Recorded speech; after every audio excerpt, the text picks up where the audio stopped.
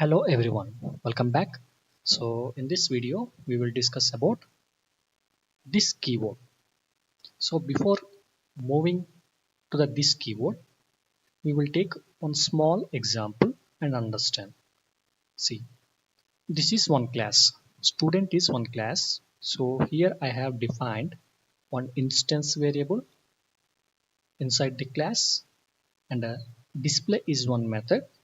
So inside the display method I have created one local variable. Okay, so this is local variable and this is instance variable. So for accessing the non-static variable, I have created one object and I'm trying to access the method. So if I access the method, what will be the result of y? 20. For x will be 10. What if I am defining the same names of instance variable and local variable? I change int y to int x. So what will be my result?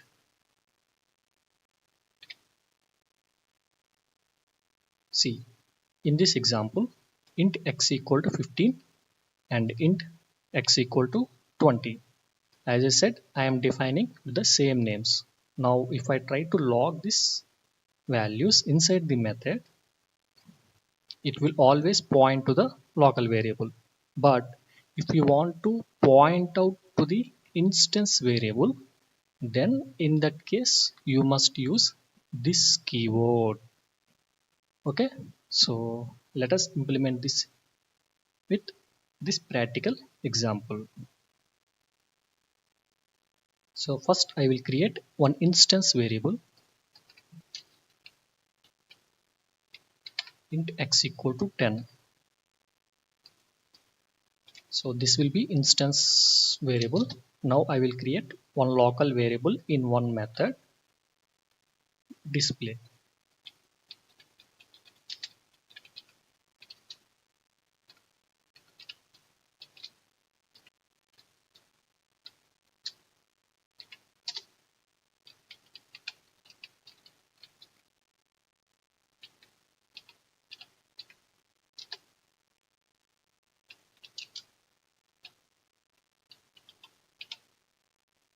And this is local variable. Now, so for accessing this method, we need to create object, right?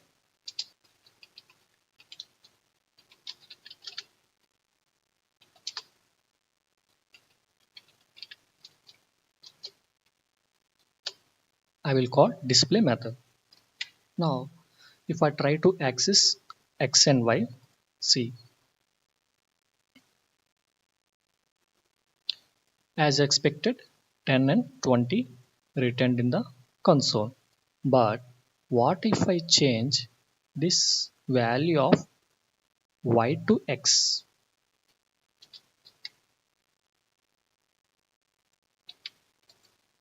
Now if I log, see, 20 it returned. So it is pointing out to the local variable. Here the local variable x shadows the instance variable x. This means within the display method, if you refer to the x, it will refer to the local variable only, that is 20. If you want to access the instance variable, then this keyword plays a major role. This dot x. This means it specifies that you want to refer to the instance variable x that is associated with the current object.